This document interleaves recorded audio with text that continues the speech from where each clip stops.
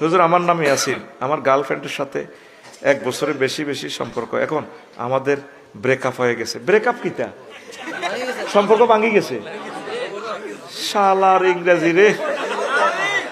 Breakup. এখন যদি আমি প্রতিশোধ নেওয়ার জন্য অনলাইন থেকে পার্সেল অর্ডার করে মেয়ের নাম্বার দিয়ে দেই, তাতে কি আমার পাপ হবে? মেয়ের বাড়ি পাশে, মেয়ে সব শুনতেছে। না, একজনের ক্ষতি করিও না, এটা গুনাহ হবে। বিগত জীবনের জন্য তুমি তওবা করো। আরে ব্রেকআপ, তারপরে